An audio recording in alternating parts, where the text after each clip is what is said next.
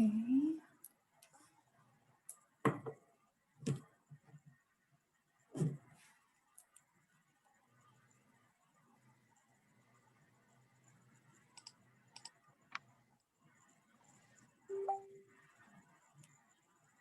There's Lynn.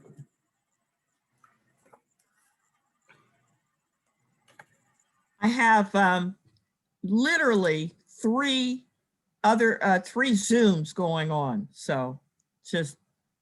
I'm not surprised.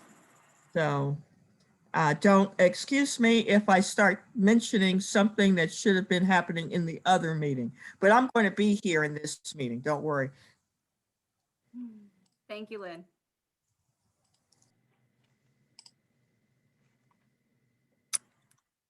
All right, everyone. I think we will go ahead and get started. Can everyone hear me okay? Thumbs up. Awesome. Okay. I am Summer. I'm the moderator for this meeting and the TBW coordinator. I would like to start by thanking all of our guest speakers and community members for being here tonight. I know we had a lot of people who wanted to be here but couldn't, so we've collected questions on their behalf and are making this meeting available on our Facebook page, hopefully if it transferred correctly, for viewing. I would also like to offer my sincerest appreciation to Jason Jenkins, who will be listening in later and who has asked me to participate in a community leader roundtable with Mayor Ginther next week. So not only are the community questions and concerns being heard tonight, but I will bring them with me and the community's ideas to the roundtable. Last but not least, I would like to thank Jennifer Chamberlain with the Far East Area Commission and Lynne LaCour, our community liaison, with the Far East Neighborhood Pride Center for helping us identify additional resources for the TBW community to network with. So thank you. And with that, I would like to introduce our guest speakers and then allow each of them about 5 minutes to introduce themselves before we move on to questions and speaker slips. I want to get my timer ready. If we do not get through all of the questions, because we did have quite a few questions come in, we will make sure that each individual who asks questions will receive answers to those questions from the appropriate speaker. Okay, so I would like to start with Marian Stuckey and Alverta Muhammad with CARE Coalition. Thank you both for being here. If you would like to introduce yourselves. Sure. Good evening, everyone. I'm Marian Stuckey, and I'll let Alverta introduce herself. I'm Alverta Muhammad. I'm one of the social workers with the Columbus CARE Coalition. And also Twyla is with us. She's with our neighborhood social work team. Glad to be here tonight. Thank you for having us. And can you share a little bit about what CARE does? Yeah, absolutely. So the CARE Coalition is here to support residents after traumatic situations that take place in the community. And so we actually respond to a pretty wide variety of different things that happen. And really, it's all about recognizing the psychological and emotional impact that inherently happens after trauma occurs. And also our work is around destigmatizing, getting support and mental health when things happen, and we're kind of sitting with post-traumatic stress and sadness and sometimes even depression after things happen. So our goal is really to promote resilience and to be a resource for connection and just to be a sounding board as well. Thank you. Thank you all three of you for being here tonight. Next, we have Columbus Police Department Community Liaison Officer, Officer Poole. If you'd like to introduce yourself and share a little bit about what you do. Okay, am I off mute? You are, yes. We can hear you. Okay, thanks. Officer Poole, I've Community Liaison Officer for 20 precinct. We have 20 officers for each precinct, so we are number 20th precinct for the city. And so we cover, our precinct is approximately, I'd say 18 square miles. We have, or close to 20, I'm sorry, close to 20 square miles. We have, right now, I'm looking at to see that we have no officers available on the precincts because they're all busy. So that's another reason why I'm here to try to help out with the community to bring up ideas to make our community safe. So I work with Block Watch Civic Association, hearing commissions. We develop and come up with ideas to make our community stronger. And so that's about it. Thank you for being here, Officer Poole. It is Yep. greatly appreciated. Next, we have Grant Ames for Councilmember Mitchell Brown. Hi everyone, I'm Grant Ames. As was said, it's tough to follow Marian and Officer Poole. They're both really great at what they do, and it's you're lucky to have Officer Poole. He's really special. So thank you everyone for having me tonight.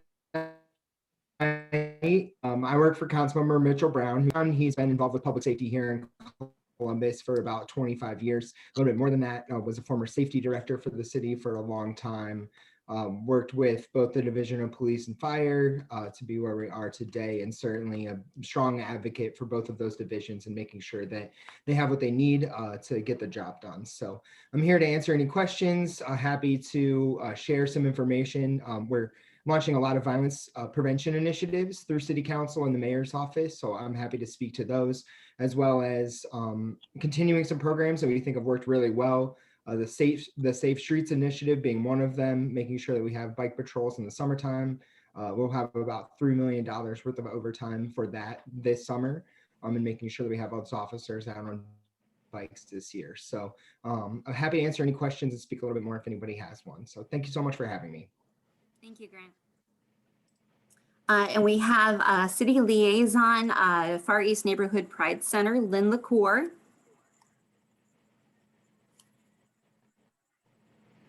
Hi, I'm Lynne LaCour. I'm your neighborhood liaison. It is my responsibility to work with all of city government. I am your generalist. The people who preceded me are your specific experts. And it's my job to work with everyone to see which is the best resource for your organization or for you personally. And as we work together with, be it code enforcement, police, the Columbus Care Coalition, the social workers, and many, many more, public service, we work with you as it relates to what you want to see in your community. And we try to make that fit. So I look forward to meeting a lot of people. The backdrop you see is very significant because I work in the grassroots of Tucson and other communities. And I want to be able to meet as many people as I can from the Tucson area. Happy to be here. Thank you, Lynn. And for those who don't know, the community leaders in this area have already determined that Lynn will never retire. She's not allowed to. She, along with the other amazing guest speakers here tonight, they are what have allowed us to thrive. And, you know, we're all kind of taking this bump in the road together and trying to come up with new ways to deal with the increase in crime. So we are actually running ahead of schedule, which is awesome. So we will move into questions received from community members who could not attend, and would like, even though I'm asking these questions on behalf of that individual, I would like for each of the available resources to just go through the answer as if you were giving it directly to that person. This recording will be made available and these individuals will be coming back to look over it later. So I will also be providing all of your contact information in our meeting minutes so that any individuals who may have additional questions can reach out to you directly. Okay, so we'll start with Cree Garcia asked, What are the difficulties being encountered that is preventing action taking place in the Continental and Gemstar area? I'm hearing that this could be gang/drug related, and if so, we need to know that. Thanks.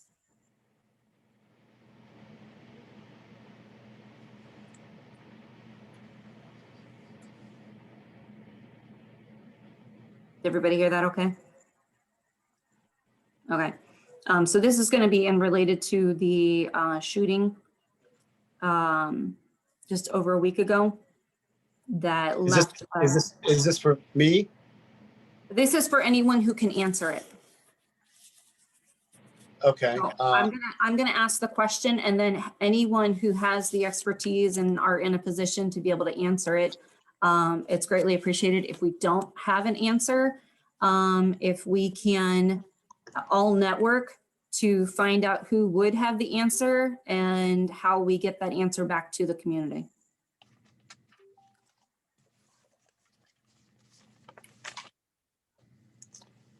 So I think I'm the one who's probably going to be the criminal justice law enforcement person here. To answer the question, could you break it down? They're indicating that, is this gang related? Am I correct? Is that one? And what's the other question?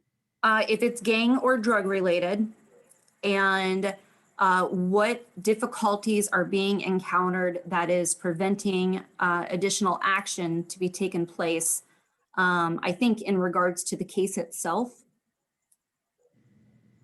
Okay, so drug or gang related, that would have to be part of the investigative unit. So our detectives that's handling the case would have to define that. And I believe that at this present time, there's no indication that it is drug or gang related.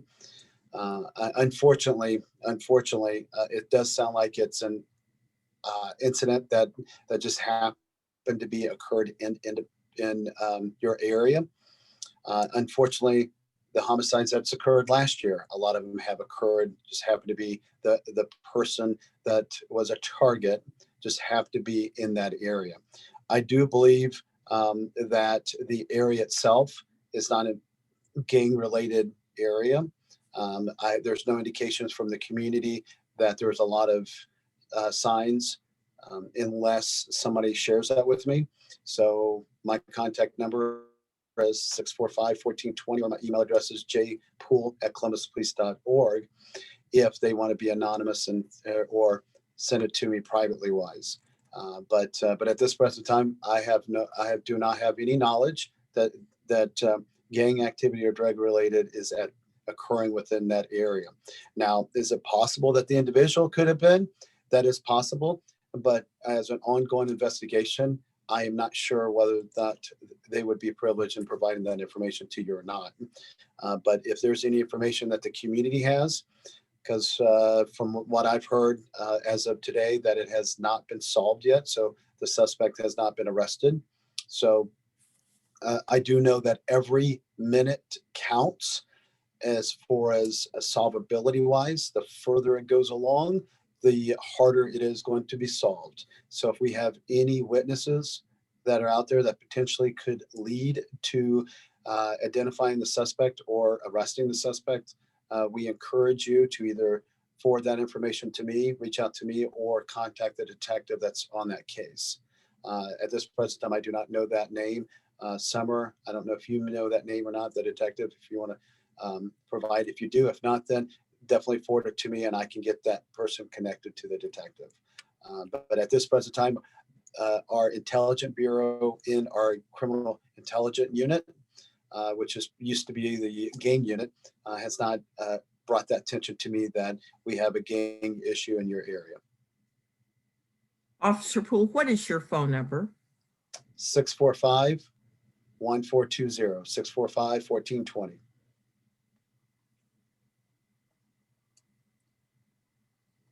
I understand that in any incident, especially with the homicide incident, it places the fear in everybody, places the fear that potentially the subjects that are still at loose could potentially come back and harm people in that area. I greatly understand that, and I understand that the fear is there, but also understand that we need the help of the community in order to identify the subjects that are doing this.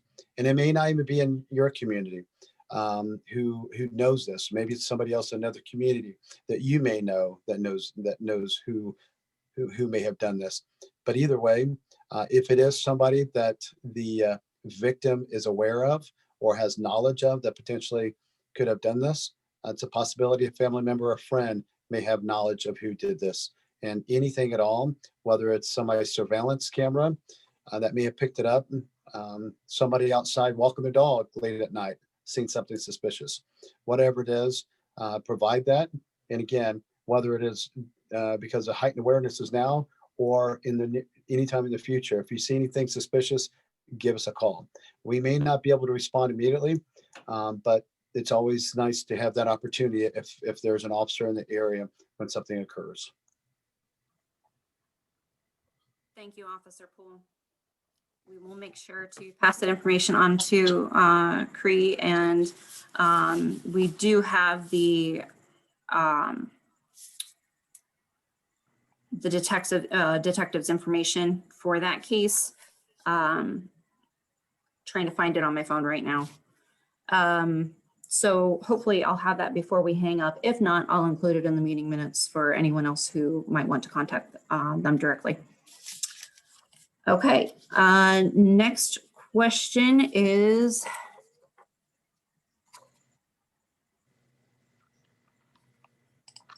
yeah, we answered all that. Okay. Next question was for Jack Cooksey. Says, my first thought, what can we do to get more patrols in the area? A regular visual presence in the neighborhoods would be a huge step forward, as it seems like the only time I see CPD around Independence Park is when there is a problem. I understand they can't be everywhere at all times, but making their presence known would be appreciated. I guess that would be back to me too as well, Summer. I'm gonna give this as much information as much as possible. As I'm looking at the screen here, and again, as I mentioned earlier, there is no one available on the precinct to be actively patrolling. Unfortunately, the amount of calls for service for our area is very large. I know that the city is making decisions as we speak as far as when they're going to bring personnel. I believe it was safety director's aide. I'm sorry, but his name, I didn't write his name down, but Brown's aide. Summer, what's his name? I'm sorry. Oh, Grant Ames. I can speak to that as well. yes. Commander Okay. Poole. Okay. Yes. I'm So- sorry, Officer Poole. Yeah. I'm sorry, but I know that you had mentioned about this safe summer streets, safe streets that are coming out. From my understanding, it is actually going to come out sooner than in the past. Usually it's about June, but from my understanding, it's going to be within the next month or two, within next couple months or within next month, that from my understanding. And with that being said, that is definitely going to bring a lot of more eyes in the neighborhood and definitely within our zone itself.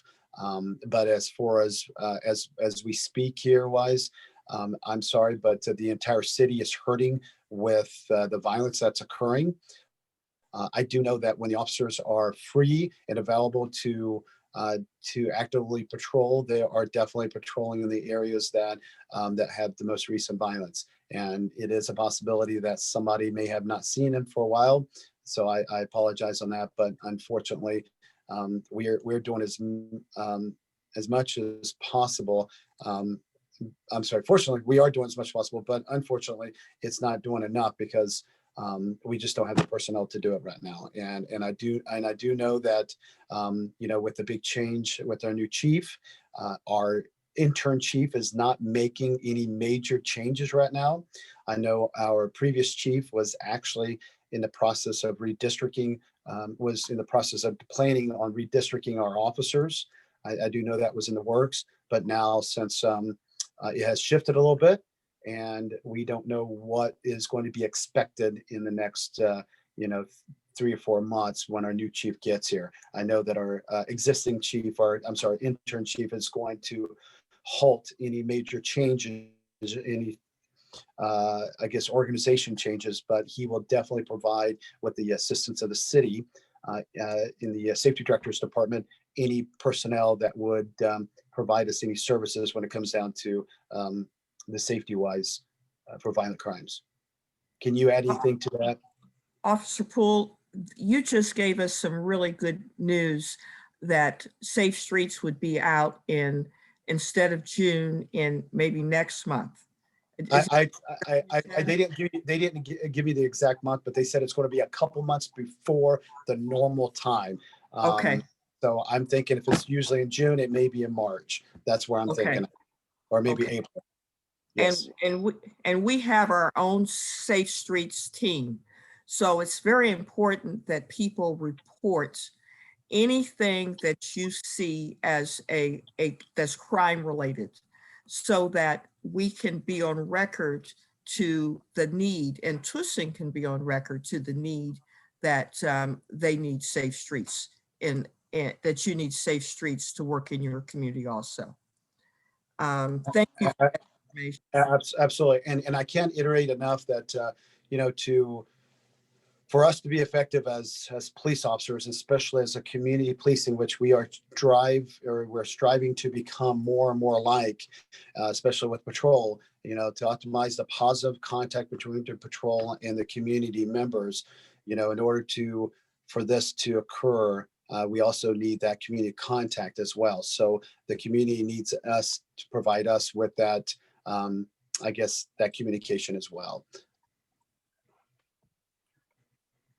And thank you, Officer Poole. And I appreciate that response. Very, very humble response. I know our officers are out there doing the work every day, and they've, as the rest of us in a lot of cases, have been able to stay home. Our officers are out there in folks' homes, interacting with folks, potentially exposing themselves to the virus and potentially exposing their families to the virus. So that is all playing into where we're at as far as staffing levels, whether folks are available, whether folks are unfortunately in a place where they have a close contact and may have to take a few days off. We're trying to handle that as best that we can. The city is investing in new technology to help them to cut down on some of the things that may not necessarily be police work.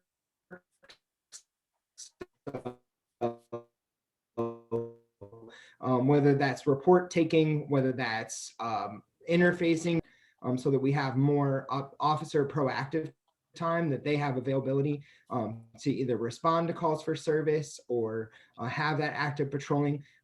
In addition, I mean, we're a growing city, and not only that, but because we all have cell phones now, the calls for service that we're getting into 911 are going up very quickly, very, very exponentially over time. So that availability is taken up a lot by the amount of calls that we're getting into the 911 call center and having to respond to. So we're doing our best to keep up with what we can, and certainly appreciate what the officers are doing out there. But just wanted to add that, and thank you, Officer Poole, for that response. And I would like to quickly add that once Safe Streets comes on board in our community, that this Block Watch invite them to come before the members of the organization so that they can talk to them and field questions directly.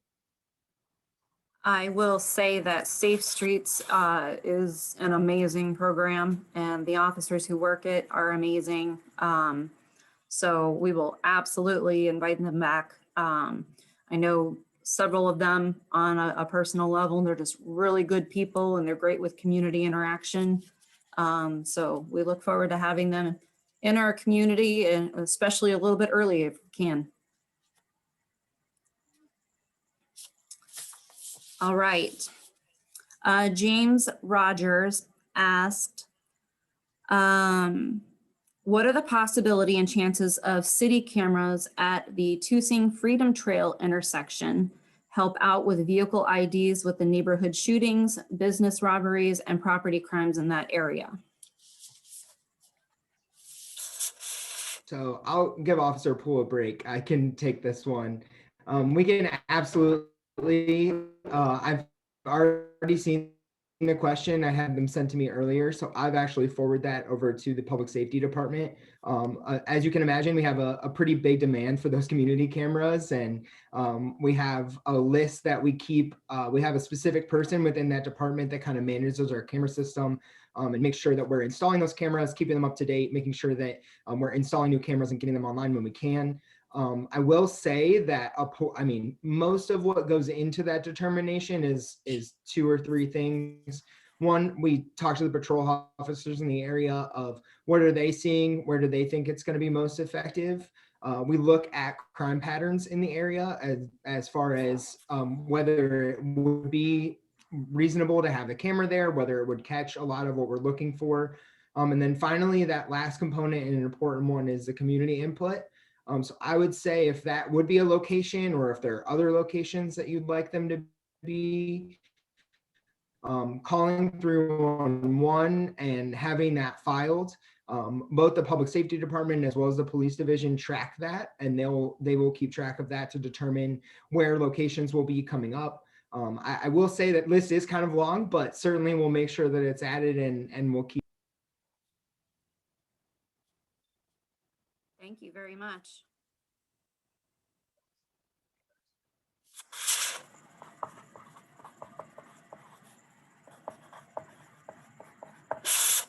All right. Jathan Newell asks, what does it take to rezone our police services to get away from Columbus and instead to rely on more local police forces like Pickerington and Reynoldsburg? Who wants to take that one? Anybody? I could take that one as well. Okay. I must be beating him to the punch. So the issue that we have with that is in the state of Ohio and in the United States, there are jurisdictions where law enforcement agencies are able to enforce the laws. Within the Columbus city limits, the only folks that are able to do that are Columbus police officers. Occasionally, sheriffs, depending on what they're doing, will be able to do that. But for the most part, it is Columbus police officers. Reynoldsburg, and I'm sorry, I forgot what the other city they listed was, but they have their own jurisdictions within the cities that they work in, and they wouldn't be able to be cross-jurisdictional or work within Columbus. I hope I got that right. I'll ask Officer Poole to correct anything that I may. I think what their actual question is not necessarily the jurisdictional aspect of it, as so much as what do we need to do to be annexed out to either Reynoldsburg or Pickerington, so that we would fall underneath their public service department. I don't see that happening. I do think that even if it did happen, it would be so long and cumbersome a process. I think we need to just see how we can work together within Columbus and see what we can provide. If you could let the person who asked the question know about safe streets, about possibility maybe of community cameras and some of the other resources that we have, we'd like to talk to that person directly so they could kind of help us work through some of the things that we need to do on behalf of the Tucson community together. Sounds good. I will definitely relay that message. All right. Jeremy Borison asks, would like to have unmarked patrol cars during the late evening AM hours, a car parked in an area where the majority of break-ins occur and watched. And I think they're referring to one of the, what do they call them? The, I'm totally blanking. Officer Poole, help me out here. You're muted.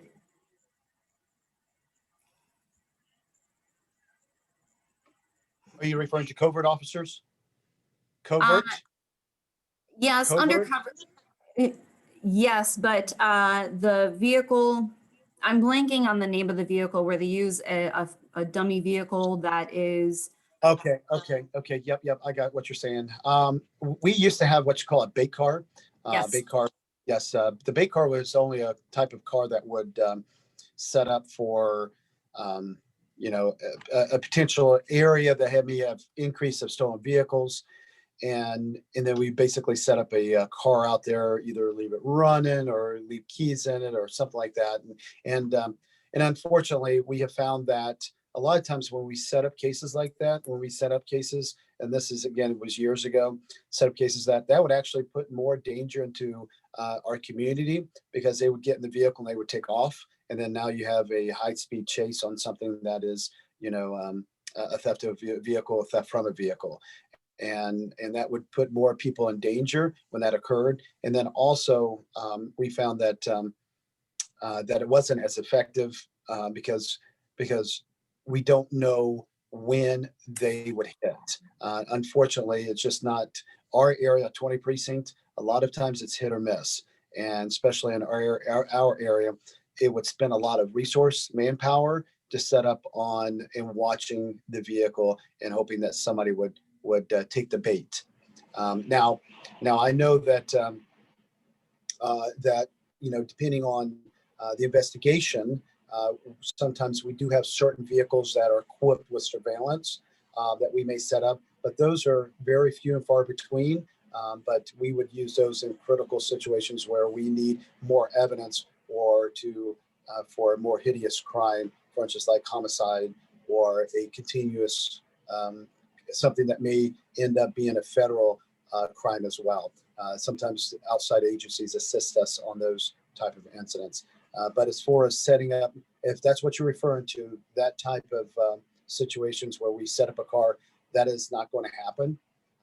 Now, if they were asking about covert vehicles, we do have 2 covert vehicles assigned to our zone, or I'm sorry, 2 officers, and they are actually assigned to patrol.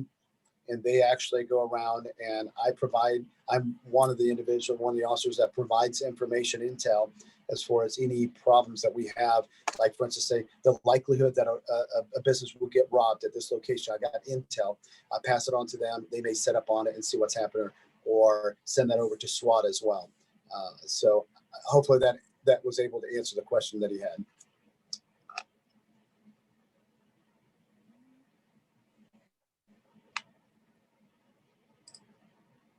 now, Officer Poole, do you know, in regards to, you said that there are 2 officers assigned on zone 2 for covert vehicles, but under the current conditions with COVID, I know officers having to take an extra day off, and just as tight as we are, like you said, there's no officers available on our precinct right now. What is the likelihood of those vehicles actually being used? Like, I know those 2 officers are assigned to those positions. I know them personally myself. They've only been affected by the COVID day as well, so they have not been pulled back over to patrol, because I was having some problems off of Allen Creek and Williams Road last week, and we had one business got burglarized 4 times in straight in a row. So they set up on that house, or set up on that business. So I know they're still out, but they're also working for the whole zone, not just for the precinct itself.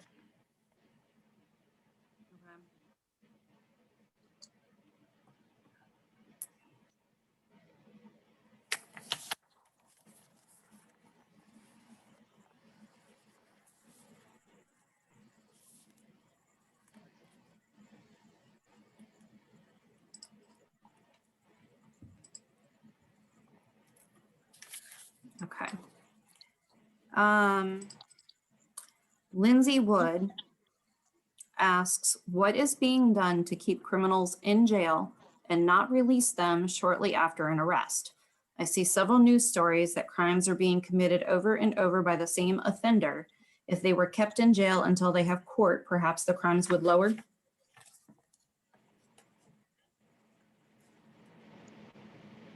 You done with that? Yeah, I could take this one. Okay, thanks. So This is something that I don't know if anybody on this call will be able to directly impact. Ultimately, that would be a decision of a judge. They would be the ones that would determine that sentencing, and the prosecutor, who's an elected official as well. Those folks would determine what the charges would be, how that sentencing would work, and determine whether that individual would have probation or would stay in incarceration.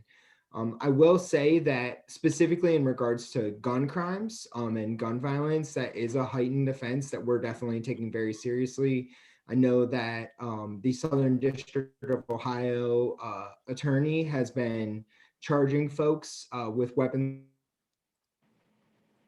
under disability charges, and we have a team that's been more. So that is if you have a prior felony or something else on your record that would bar you from carrying a firearm, and then you get arrested on using a firearm or having a firearm in your possession, those charges would be a felony instead of a misdemeanor gun possession charge.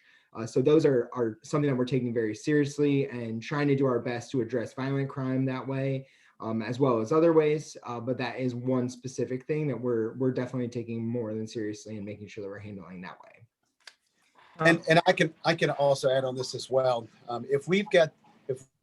I know Summer, and I know many of the leaders that I've worked with, community leaders, have actually testified on the behalf of the witnessing and victims of these crimes, in testifying how these individuals that have been arrested have strongly impacted in a negative way and brought down their community and providing testimony witnesses during either during the trial or the sentencing for the individuals.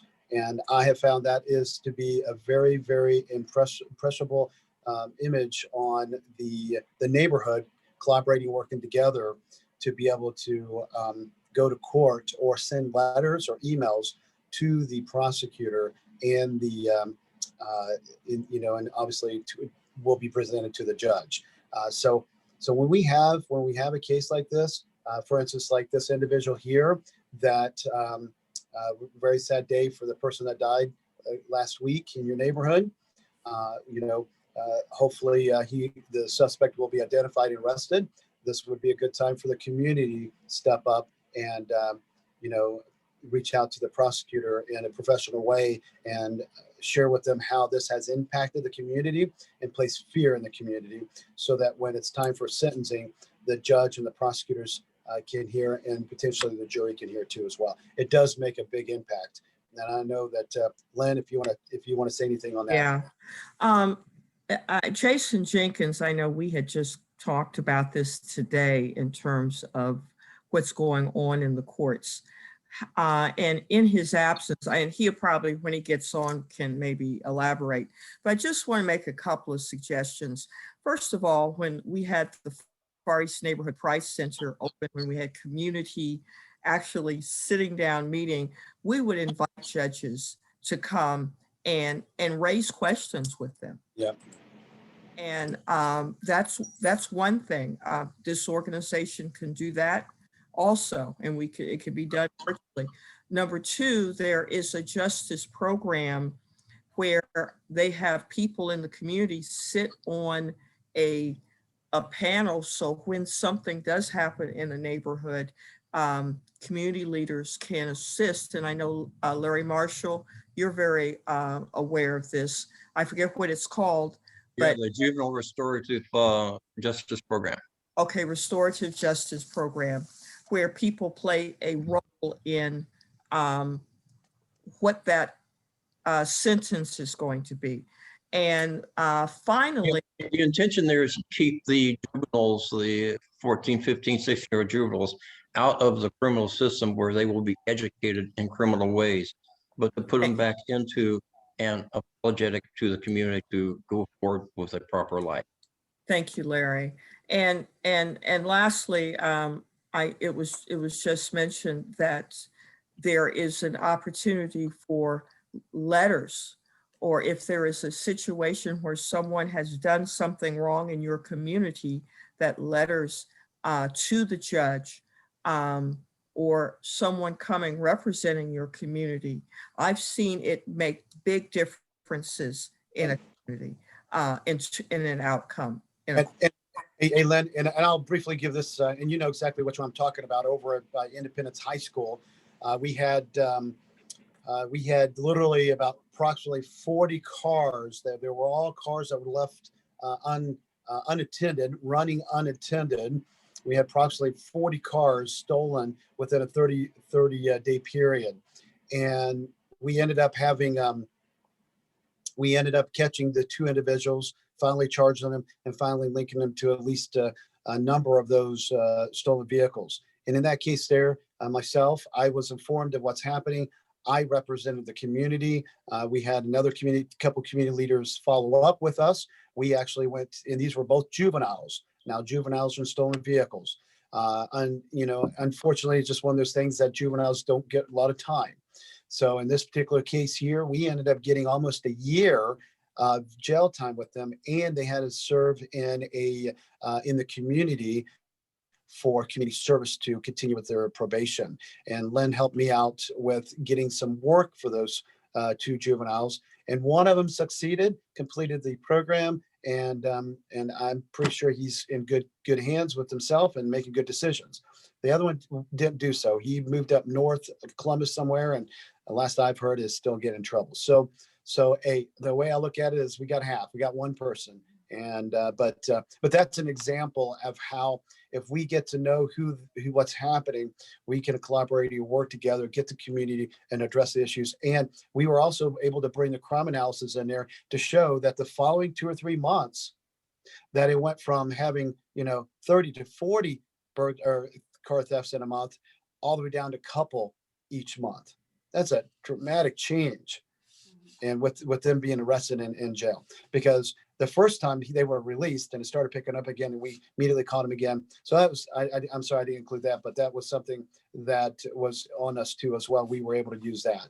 So, but anyways, it will work if we are able to communicate, like I said, in a professional manner. We can't go up there and bash the prosecutors, bash the judges, because they only got what was presented with them. And if the detective or the officer presents, hey, we caught a guy in a stolen vehicle, and that's it, then that's all they're going to look at is the service of what was in the arrest report. But now we know that, hey, they were potentially involved in all these, and then all of a sudden, the stats go, tremendously. It goes down, and the crime rate, goes down to only a couple while they were locked up. That shows a lot to the prosecutor and the judge. I know Jason Jenkins and we were talking about it this morning, and with Lynn, as she mentioned, and I know that COVID has definitely presented a challenge, as frustrating as that is. As an example, I mentioned how my husband, they got a 14-year-old in a stolen vehicle, had keys in his pocket to another stolen vehicle.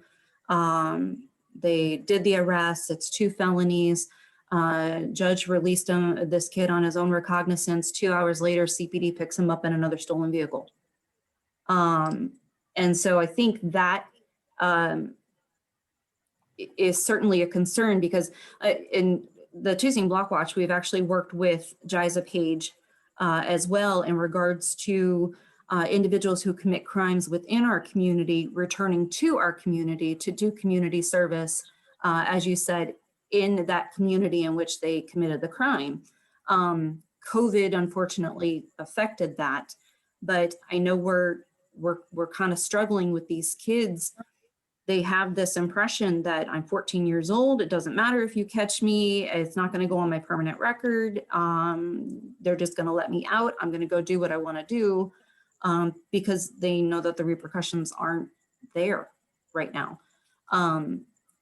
So I think that is part of Lindsay's concern when I spoke to her.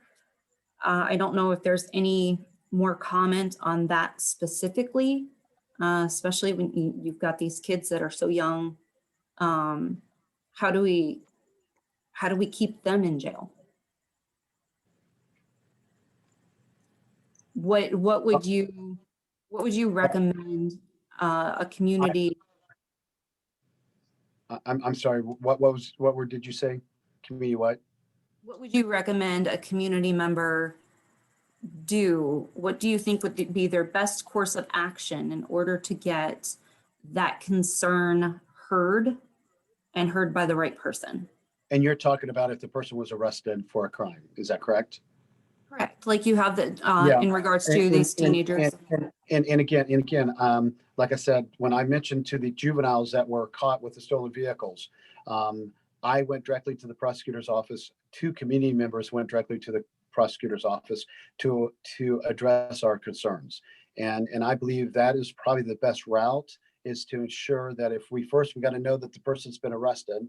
Once we have knowledge of that, who the prosecutor is, so that they can see that what this person has done has impacted not only the quality of life, but placed the fear in the community, and give testimonies. And obviously now with COVID, you're right.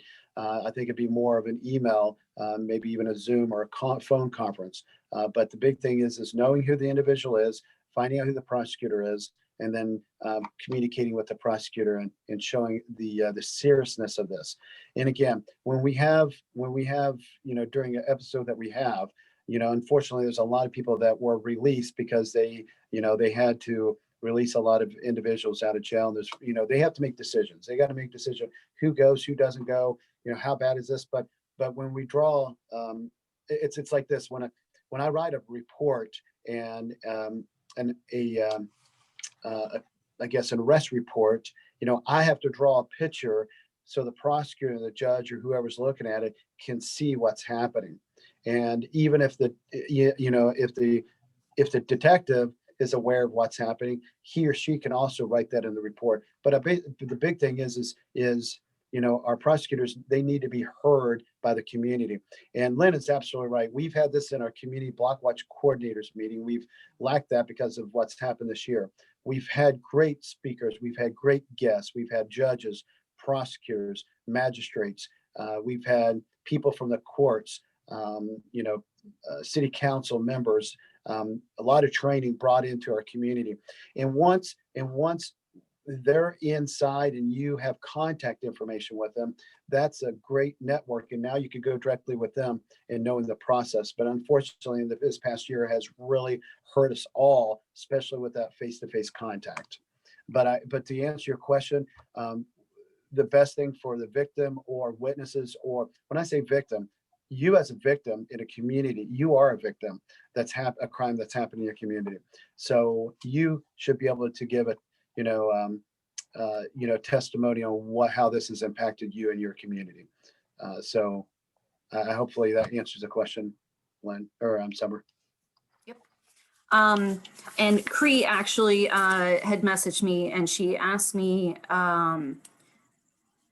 if you could elaborate on the safe streets, go into a little bit more detail.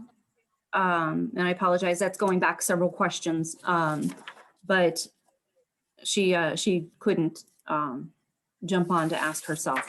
So she asked if I could ask if you could elaborate what Safe Streets is, what they do, where they go. Okay, so it is an overtime base. So basically what happens is they select officers that are proactive, that are officers that works the community. So, and it's a team on the zone. And the team on the zone, they'll select a handful of officers on each precinct to be able to work together. So so there's always an officer that is familiar with their precinct. And then the backfill of that, the backfill is the vacancies that they left becomes overtime for other officers to work. So now patrol will be vacant, but there will be overtime fillment. That's where the overtime comes in at. So then what happens now, you have the full active officers that are actually out there in the community. And the way they operate is they either operate by bicycle or by cruiser. And a lot of them will be on bicycle cruiser, and they will follow up with complaints within our community. So a lot of the complaints will be generated from you as a community, either directly to them or directly to the community liaison and back to the Safe Streets. Once they identify any problems in a neighborhood, then they come up with solutions. They go and they're actively involved in it. The big thing that I feel that they're really good at is they interact with the community, they go directly to the community. There's no middle person. They go directly to them, they communicate with them, whether it be by because there's also a cell phone that's assigned to them. So they'll actually have a phone that the community can actually directly contact them and communicate with them, which is great because if the community doesn't want an officer in front of their address, they can always contact the officer on the phone to provide them with the information. That's good, confidential, information, and keeps everyone safe as well. And then, which at that point they go on their address, or they either address it by the community relations type deal, as in service wise, or they would also do the impact as far as with strict enforcement as well. At least that's what's been in the past. If Safety Director Brown wants to add any more to that, go for it. No, I thought that was a good explanation. If anyone else has any questions, happy to answer them, but I think you did a good job explaining it. Thank you. I appreciate that. All right. Question from Sharon Marshall. Last week, we had a man carjacked at the Speedway on Bryce Road in the middle of the day, broad daylight, busy road. There were witnesses to the 5 teenagers who struggled with this man and hit him with a gun before taking his vehicle. The week before that, we had a murder and several more shootings. Before that, stolen vehicles. The TBW community borders both Reynoldsburg and Pickerington, and you know what? They are terrified of our community now. The TBW has spent 14 years fighting crime in our community. We have built up relations with CPD and worked alongside city services to address a wide range of concerns within our community. In less than a year, the city of Columbus leaders all by themselves have reversed all of our hard work. I don't blame CPD for not being able to respond to crimes in a timely manner or even be proactive because their hands are tied. We have always been short on officers on the east side, but now we're even more than ever. That shortage has been exploited by criminals who know CPD has their hands tied. In addition, you have officers who have worked for the streets for decades, who have tried so desperately to make a difference in the communities that they serve, who have been beaten down and told they are worthless. They've watched their own city leaders take to the streets to protest them and make every attempt to find a flaw that will result in their discipline. Our officers have no morale anymore. They hate their jobs and they hate who they work for, and they are desperately just trying to make it through each day. That is restricted to responding to crime and taking reports.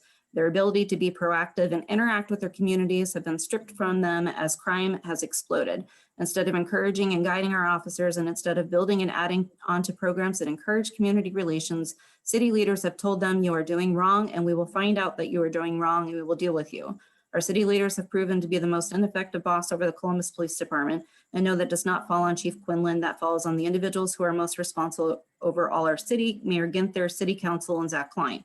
Our city leaders have become so consumed with tunnel vision and so set on addressing one issue and one issue only that they have sacrificed the safety of the communities they are supposed to protect. So what I would like to know is, what is the city doing to improve morale and support our officers going out there and doing their jobs, and to show our communities that are being victimized and terrorized by these criminals that you are taking their concerns seriously and doing everything in your power to rectify the environment you have created, and that you have a plan to improve morale within the police department and communities, supporting our officers and working with them to increase patrols, reduce crime, and ensure the safety of the communities you claim to represent.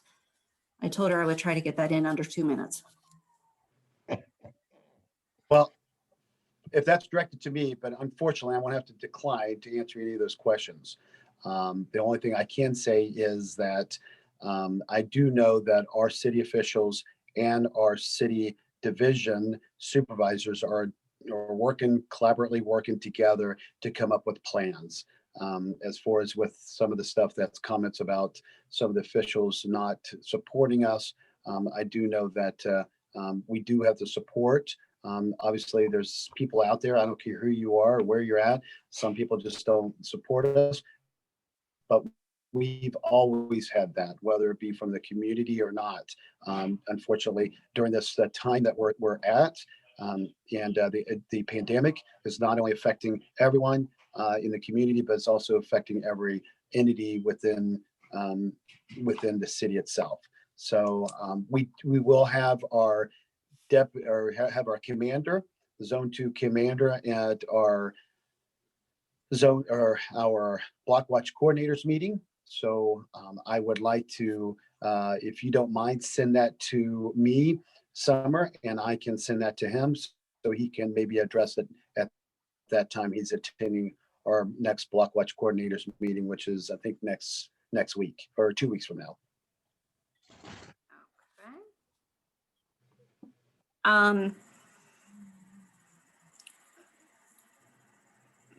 Grant, I don't know if you have Yeah, any. I mean, I can do my best. I will say, I mean, certainly I accept the criticism and understand that certainly it has been a perception that's out there. I will say that I don't know, I can't speak for all of the elected officials in Columbus, and I won't try to. I believe that they all are supportive of our police division, but I know for a fact that Councilmember Brown, who is a former paramedic himself, has worked with police and fire for decades, really does want to do his best to support them. I think one thing that a lot of us in the community are realizing is the strain that's on our officers, and the work that they do every day is really powerful and has a lot of impact on them. We're putting together, we have a new wellness bureau within the police division that's focused specifically on officer wellness. We're creating a new building for them so that they can get services, they can get mental health services, physical health services, things like that to help support them and make sure that they're the best officers that they can be to support our residents. So I hope that those things ultimately end up helping. Certainly we have some work to do, and with what we're seeing with the violence in the city, we need to do more work, but I hope that this continues to be a partnership, and certainly our officers know that Councilmember Brown is there for them and wants to do everything that he can to support them. Thank you. Still trying to catch my breath after reading all that. Okay. Larry Marshall has asked that I read the questions just to make sure that he gets his questions in the amount of time, and then he will take over with saying what he wants to say after that. How is the city responding to the increase in crime and homicides, as we already had 172 homicides last year? We beat our record last year and are on track to beat that number this year. So what is the city doing to address that? Also, the increase in carjackings and car thefts are a concern. Reports online are going into a dead file. People are being asked to report crimes online. Lack of police officers to respond to accidents is now affecting insurance rates. What is the city doing to develop a relationship between the police and the community? Larry, do you want to? Okay, basically, I've kept homicide records since January of 2009. I see each year I've got the name of every homicide victim, why they were shot, where they were shot, etc. Okay, that's all documented. Okay, now you have 172 to 175 homicides last year. All right, the year before that was what, 110. There was a spike. Why was that spike? I have seen on television our community leaders, Shannon Hardin and our Congresswoman, whatever, Beatty, out there supporting demonstrations against the police officers, against what the officers are doing. Now, if my memory serves me correctly, Columbus has always been a foundation and represented what departments should do. In fact, they've had people from international police departments come into the city of Columbus and spend time with the Columbus Police Department to find out how it's being done. To sit in a meeting where a city representative states that, gee, we're going to form a civilian board over the police because there are only 2 cities in the top 15 that don't have a civilian review board. I said, which ones? They said, oh, Chicago, Seattle, Portland, San Diego, San Francisco, New York. I said, you want the city of Columbus to be like those cities where they have rampant crime? That's what this city is going for. They are reinforcing individuals that are out there doing the crimes, and that is evident. If you look at those homicides, a lot of these homicides are younger individuals, which I'm not supposed to say it, gang related or drug related. Okay, as far as the things in insurance, if you can't prove the other person was at fault, you could be looking at a 40% increase in your insurance premiums. You're going to get hit with your deductible. Columbus, I had a situation where it was an intersection accident. The police officer in Columbus had to move the cars over to the side and said, all right, fine, I'm not going to make a crash report. There's no witnesses. You had the officer there who could have written down a crash report, submitted to the Bureau of Motor Vehicles, which had been legal documentation to the insurance companies as to who was. That didn't happen. Now it's a situation of the other person is lying. You look at the cards, you can see what happened. All right. One of my friends was just up on Sawmill. She stopped to get gas on Sawmill, and as she was out, somebody came in the passenger side of her car with her son in the back seat and stole her purse out of that car. The statement to her when she called the police was, make a report online. I had another one of my friends who on Cleveland Avenue's car was sideswiped. He was in his car. He followed that car to the next stoplight, got his license plate number, got on the line to the police department, says the car is in front of me, and the police department says, make a report online. Okay. Okay, and of Larry. course, Larry. is that time? Yeah. So we have to move on to the answers or possible answers.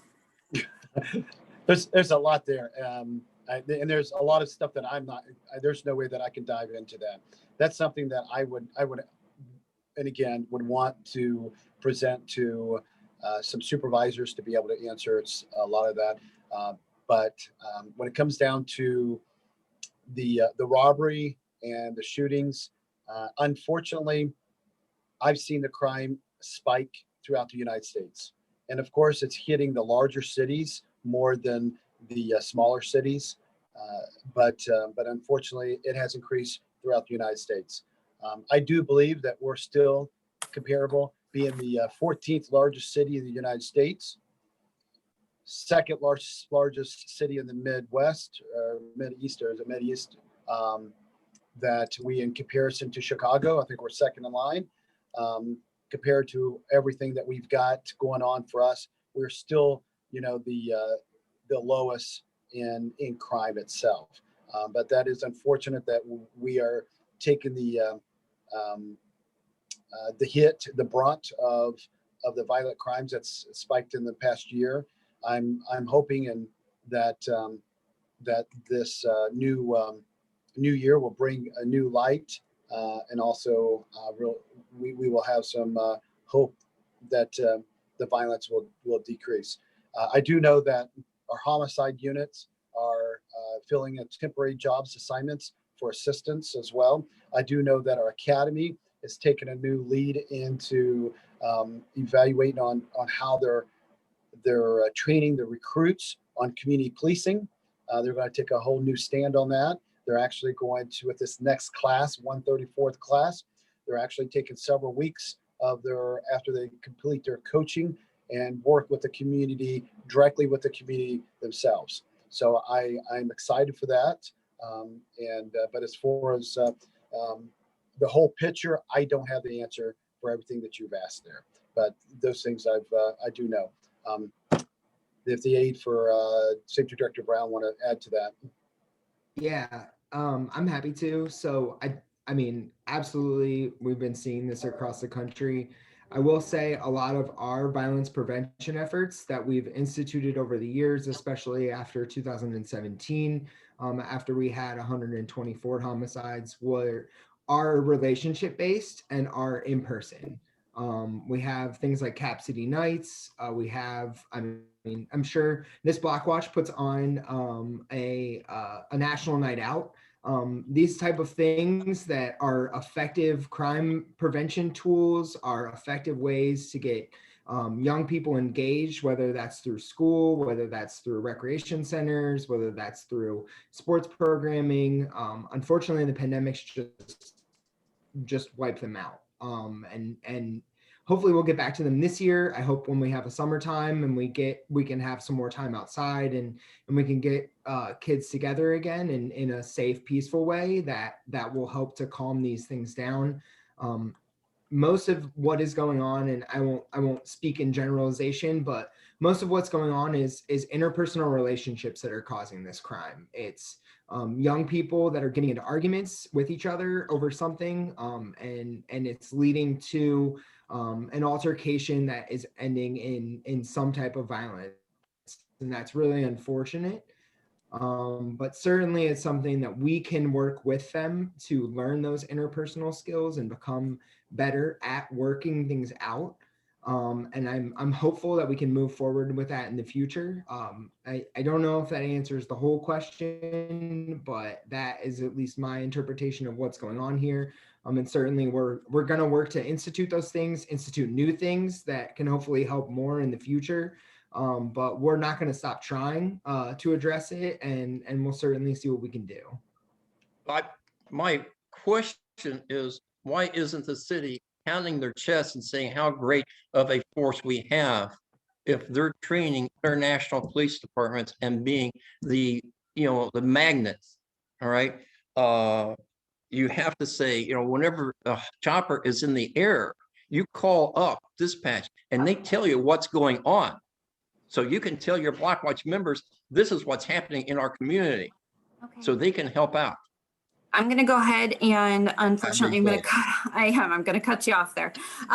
Just because I want to be mindful of everyone's time and try to get in the remaining questions before 8:30.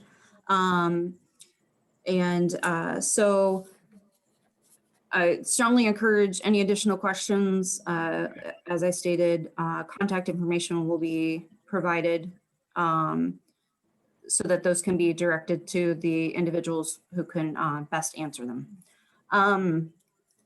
Okay, we have Lisa Steiner asked, since Tusing and Bryce are main arteries, what can we do to get plow trucks out here to clean them sooner? And what are you doing to address crime in our area? So I know we've covered the crime aspect quite a bit.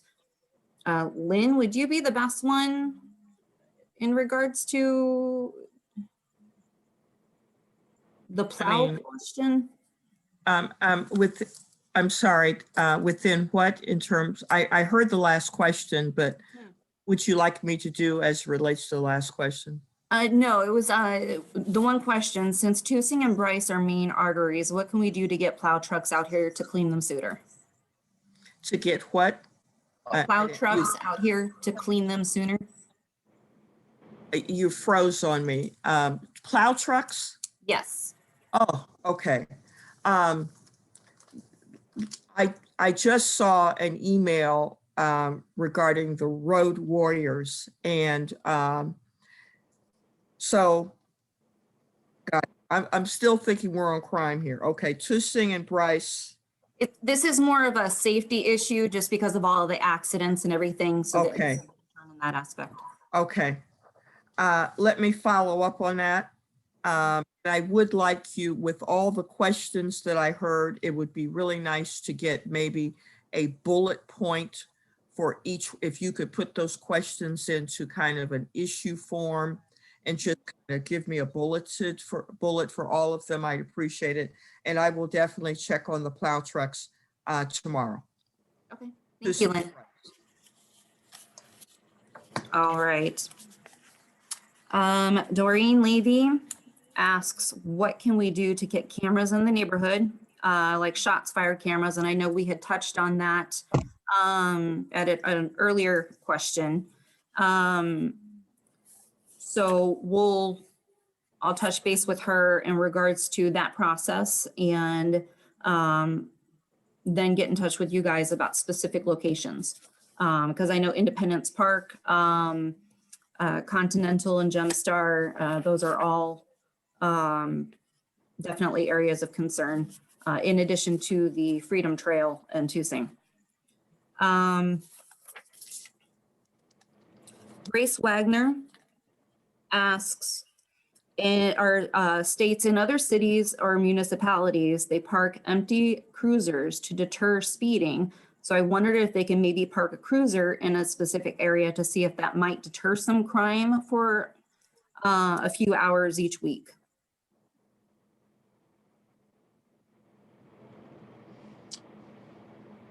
I will partially answer that. I do know that, unfortunately, a lot of our cruisers are being worked on right now. Our fleet is, I don't want to say understaffed, but we are hurting with our fleet.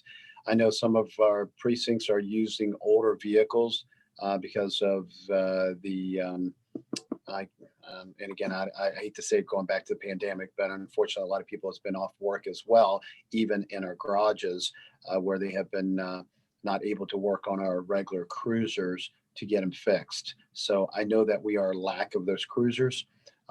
There has been some studies done with cruisers like that. I know that other cities have that. I know that when I ride my bicycle in the community, and I know when Safe Streets and other officers that have bicycles, they park their cruisers in the businesses locations, and I hear a lot of great things about business, knowing that a cruiser is out there. I inform the business manager that we're not out there, that the cruiser's parked out there, but they're really excited when I do that because they know that shoplifting diminishes almost completely when the cruiser's out there, even though that they know that I'm, it could be 15 miles away, 10 miles away, riding a bicycle with the other officers. So I do know that there's some positiveness. I will bring this up to our commander. If you don't mind, Summer, can you also include that with the bulletin points so I could send to our commander on that? I totally agree. I think it's a great idea. But then again, it won't take very, especially with speeders. It may not take very long until they realize an officer is not there. But at the same token, if we can kind of mix that up a little bit, put a cruiser out there one day or two, whatever, and then maybe periodically throw a cruiser out there with an officer in there to write a couple tickets.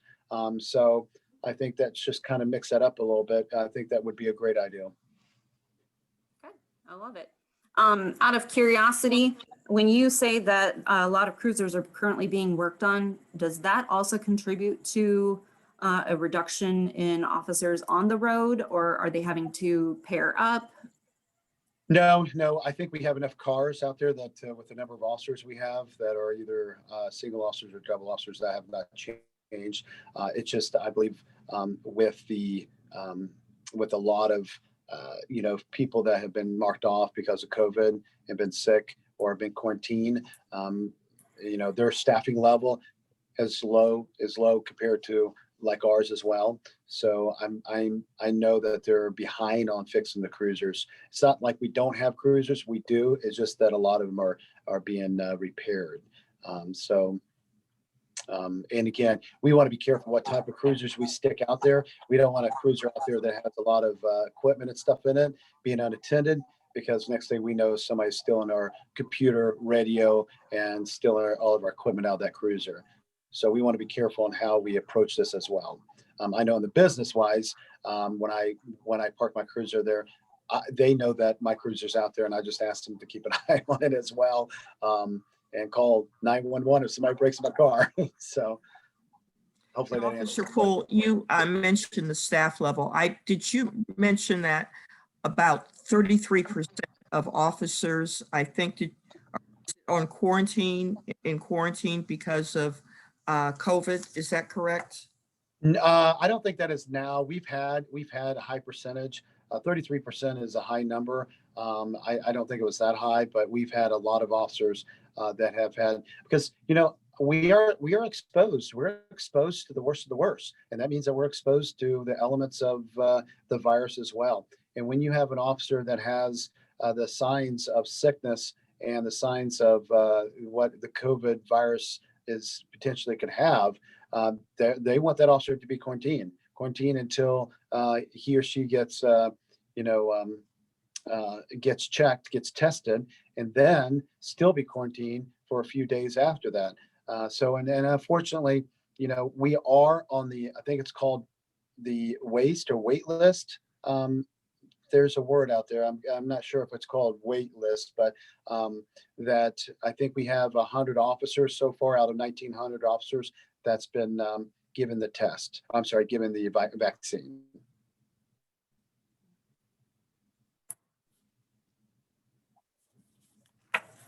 You cut out there, Lynn. Thank you. Okay. Yep. Thank you. Okay, we have, she popped on a little bit late. I want to make sure I take the opportunity to introduce her and before I ask her question, Ava Johnson is with the Greater Southeast Area Commission. I don't know if she's near her camera. I might have just put her on the spot. There she is. Hello, Miss Hi, Ava. everybody. For those who don't know, Ava's community sits off of Chatterton, just down Refugee. And so we do a lot of talking and brainstorming, and also really excited that the mention of National Night Out. We are brainstorming on how we can make National Night Out happen this year, COVID style. We're going to come up with something. Did you want to ask your question, or do you want me to ask your question? You can go ahead and read it. I appreciate it. No problem. So a 14-year-old was shot and killed in Southeast Columbus. What can the community do to curb crime? Did we lose Officer Poole? Uh-oh. In summer, I've heard from Officer Poole, but if I think Ms. Muhammad, I don't know if there's any other resource that we could possibly tap into or get their advice in dealing with, because a lot of the violence that we're seeing in the last couple of weeks has been with younger people. And I think Officer Poole or Mr. Ames talked a little bit about the interpersonal relationships. So just wondering what we can do as a community group to help curb some of this violence. Here at the CARE Coalition, we primarily deal with people who've had traumatic events happen, such as like homicides and things of that nature. So we try to look at everything through a trauma-informed lens, basically treating every single person like they've had the most horrific thing happen to them in their life, so that you make sure that you are treating them with and the care that they need in every single situation. So in regards to like dealing with people, approaching every situation with care and concern and curiosity, that's some of the kind of the things that we uplift when we work with families, with people in the community, even when we work with youth. I know I'm the West Side social worker for the CARE Coalition in the East Side, and I finished a group with the teens at Hiltonia Middle School. So we were talking about, gun violence and how to being more caring and compassionate with others, what to do with friends are pressuring you to do something that you don't necessarily want to do or that's wrong. And we effectively get ourselves out of these situations and pressure, because sometimes it's peer pressure, sometimes it's just, bad actions. But we try to work with families and communities in regards to putting programming together to help the community better relate to young people, whomever needs it. So I don't know if that answered your question, because we definitely don't do so much with the crime, but kind of the mental health and the trauma afterwards. Right. So if there's anyone who needs like counseling or just, how to kind of navigate through systems, we are able to help out with that too. Okay. Yeah, that does help. I appreciate that. Thank you. No problem. You're welcome.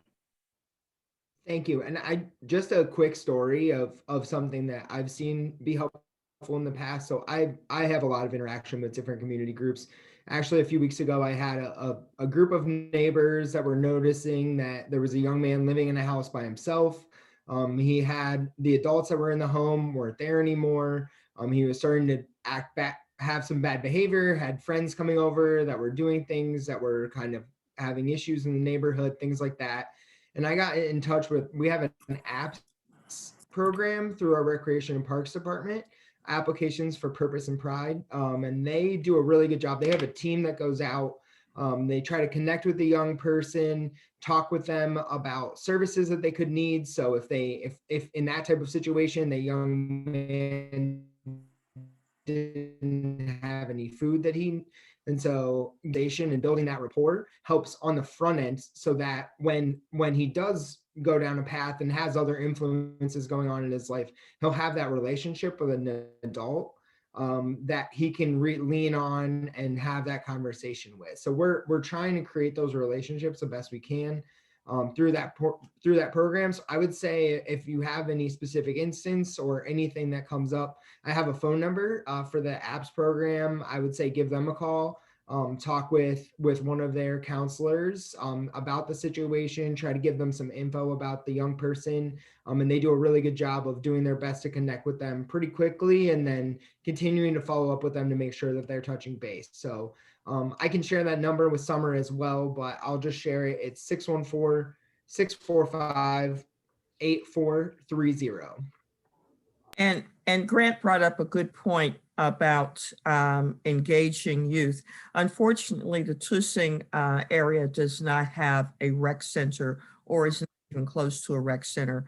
And it would be good to look at maybe some alternatives to rec centers, as has been done in Ava Johnson's area. Recreation and Parks is doing some work on programs in schools or in buildings that do not have rec centers. So I do think there needs to be some look at how to engage youth in an area that does not have a rec center. That is And something just that we also- continue to work on. I apologize. And I just didn't. also, I was just going to say, and just also, Grant, we at CARE work very closely with apps. So if there is identified mental health that they kind of come up with, they will send a referral over to us, and vice versa. If we've got a kid who really is going down the wrong path and needs some intervention, we also refer to them. We actually have a program with, it's called, so I don't remember the name of the program per se, but basically what will happen is it's like an intervention. So it'll be like social workers, maybe police, different community members, family members that will try to intervene with that before it gets to the point where police are involved or, we're going to jail. So like I said, if anyone has anything, feel free to shoot me an email and we can always reach out and kind of see what we can do if there are noticing in your neighborhood, in your community that you need some intervention. And this requires Tussing members, this requires observation. And I know Tussing is really good in observing what's going on in your community. So if there is something that you think that may need mental health services, if someone needs a social worker, we have people assigned now full-time to the east side. So we want you to use us. We can give you a list, the Tussing Block Watch, a list of all the people that work directly with the on the east side so that we can affect resources. Twyla Jones has enabled us to get a full-time social worker, which wasn't the case a few years ago. So Alverta Muhammad, wasn't the case years ago in terms of the Columbus Care Coalition. We will get you that list. So maybe if you need to get resources or let people know who need resources in your community, or let us know. Thank you. Thank you. Okay, I'm going to try and get in one more question before we close the meeting. I know it's not all of the questions. So for the questions that did not get asked or answered, we will get the contact information and the questions over to all of our guest speakers so that they can answer where necessary and appropriate. So our last one, Jennifer Young. Jennifer, I don't know if you're available. I'm here. Okay, did you want to ask your question or did you want me to? I can go ahead and ask. Okay, go ahead. My father was the gentleman that was carjacked at gunpoint over the weekend at the Speedway on Bryce and Old Bryce. My question is, when somebody calls in a criminal act like that, is it just the one like law enforcement jurisdiction that's like contacted, or are the surrounding law enforcement's contacted as well? Because the criminals took off down Old Bryce Road. So if it's only Columbus PD, for example, contacted, is there a way for in the future that everybody is contacted so we can all work together, especially when we're so stretched thin with law enforcement? Okay, to answer for the Village of Bryce, they do have, when their officers are working, they do have a channel that they communicate with the CPD. So they are aware of our dispatch runs and the calls for service that goes out. So that particular night, I could not answer if any officers over there were working.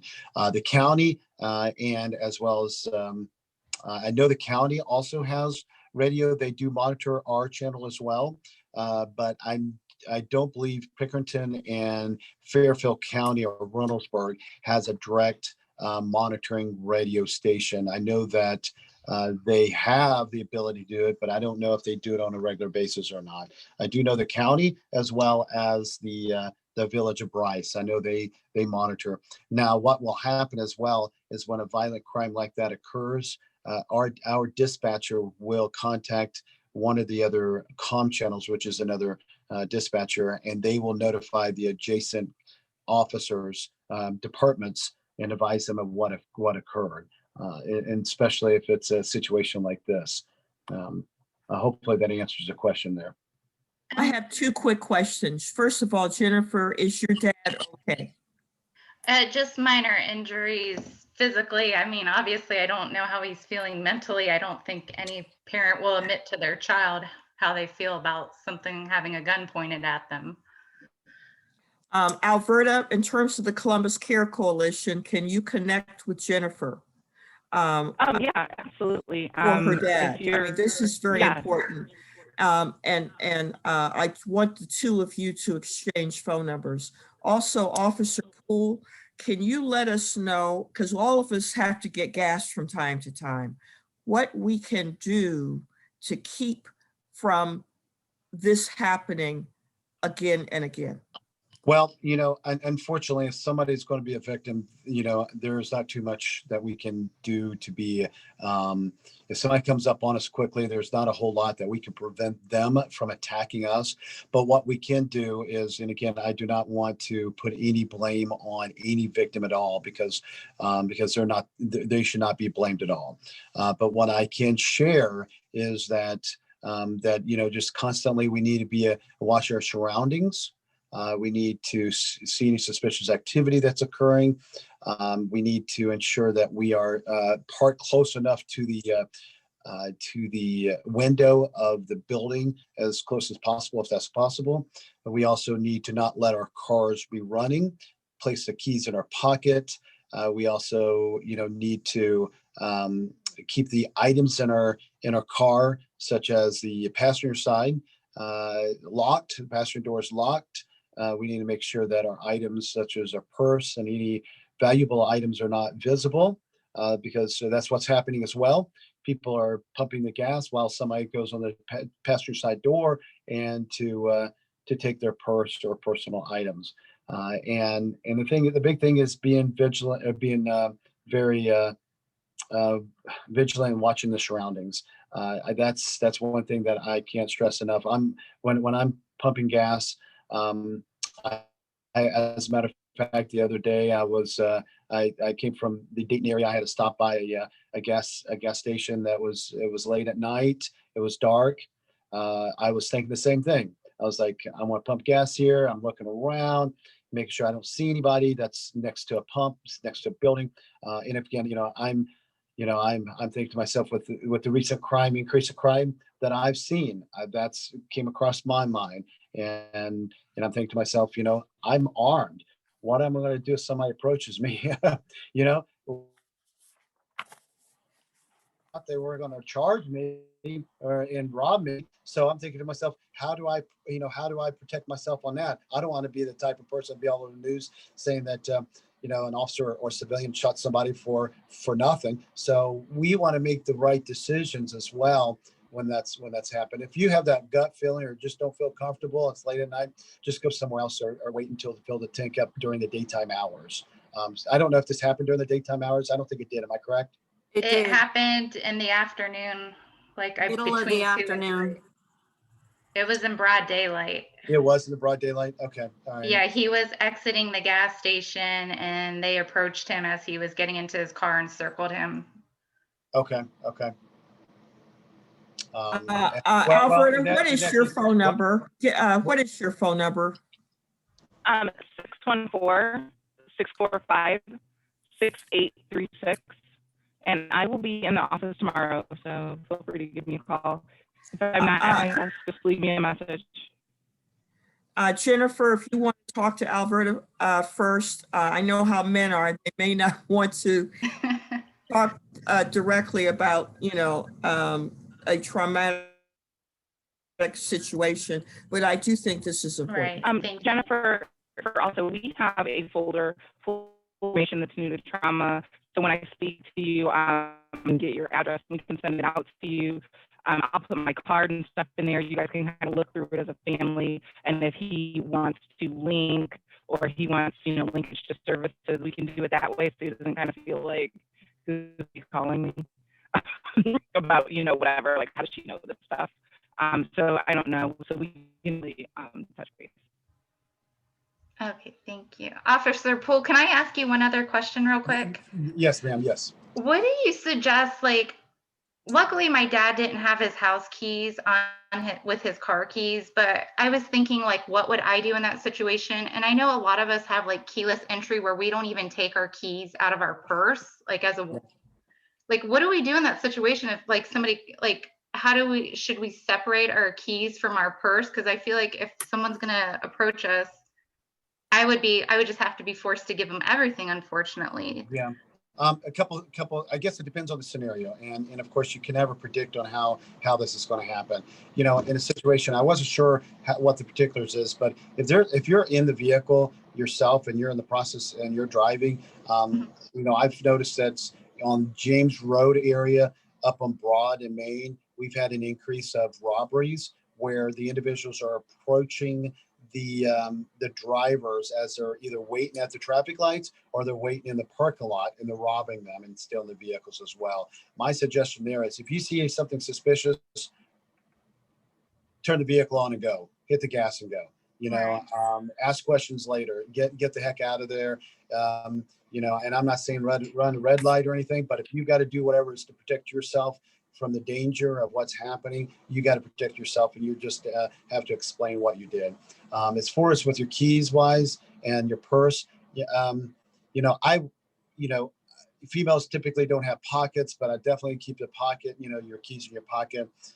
And again, it's just one of those things that if your life is worth a lot more than your property, and if you can,